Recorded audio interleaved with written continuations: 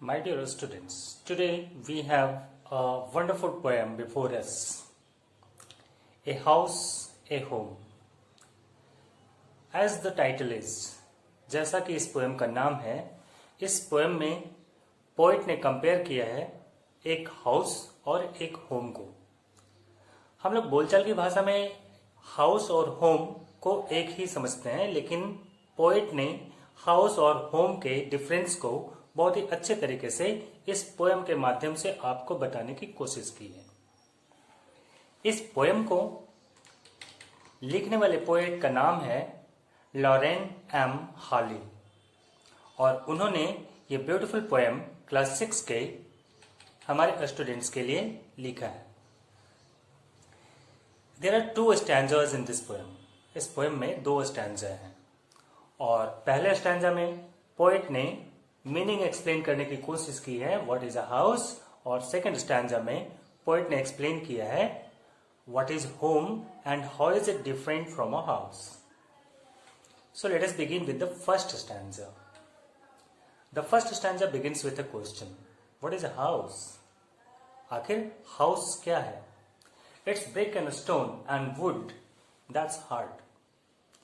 Poet ने लिखा है कि हाउस ब्रिक, स्टोन और वुड का बना हुआ एक स्ट्रक्चर होता है।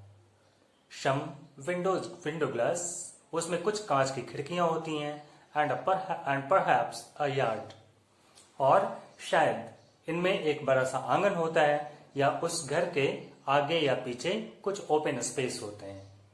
Yard means open space. It's eaves and chimneys and tile floors. House में और क्या होता है? इव्स होते हैं। इव्स हम लोग अपनी बोलचाल की भाषा में उसे मकान का छज्जा बोलते हैं। दीवार के ऊपर जो बाहर की ओर निकला हुआ थोड़ा पार्ट होता है उसे इव्स कहा जाता है। चिमनीज स्मोक या डस्ट के बाहर निकलने के लिए जो स्ट्रक्चर होता है उसे हम लोग चिमनी कहते हैं, उससे धुआं बाहर निकलता है। So poet says it's eaves and chimneys and tile floors.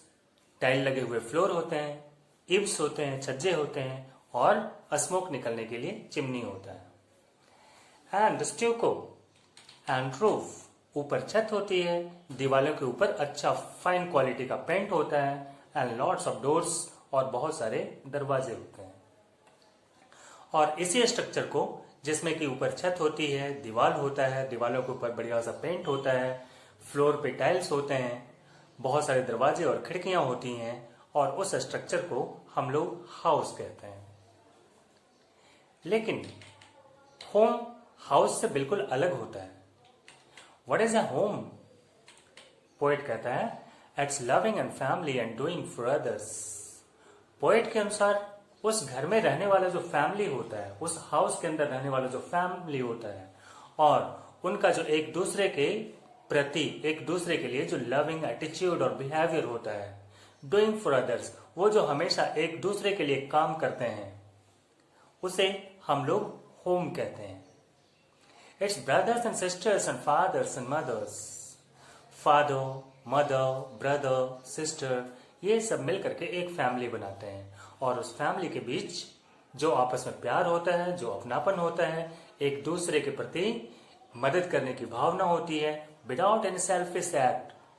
Unselfish act means without any selfish intention, बिना किसी स्वार्थ के भावना के सब लोग जो एक दूसरे का ख्याल रखते हैं, सब लोग जो एक दूसरे का केयर करते हैं, सब लोग जो एक दूसरे की मदद करते हैं, उस फीलिंग को पोएट ने होम का नाम दिया है। होम कोई पत्थर और ईंटे से बना हुआ स्ट्रक्चर नहीं है, दरवाजे खिड़कियों वाला स्ट्रक्चर नहीं है, बल्कि उस स्ट्रक्चर के अंदर रहने वाले जो फैमिली और फैमिली मेंबर्स हैं, उनका जो लविंग और केयरिंग बिहेवियर होता है, that is called a home. Family brother, sister, fathers और मदर से बनते हैं, और उनके बीच जो लविंग बिहेवियर होता है, केयरिंग बिहेवियर होता है, एक दूसरे के प्रति काइंडनेस होता है, और वो सब कुछ निस्वार्थ भाव से, बिना किसी अपेक्षा के, रिटर्न में कुछ मिलने की उम्मीद के बिना, ये सारे जो अनसेल्फिश एक्ट होते हैं, उसी की वजह से हाउस होम बन जाता है। It's unselfish act and kindly sharing and showing your loved ones you are always caring. ये उस परिवार में रहने वाले लोगों का अनसेल्फिश एक्ट होता है, उनके काइंड शेयरिंग होते हैं, एक दूसरे के प्रति दिखाया जाने वाला अपनापन होता है और ये गहरा विश्वास होता है कि उसमें रहने वाले मेंबर्स हमेशा एक दूसरे का ख्याल रखेंगे. इस गहरे विश्वास को, इस सारे फीलिंग को, collection of all this feelings is named as home by the poet.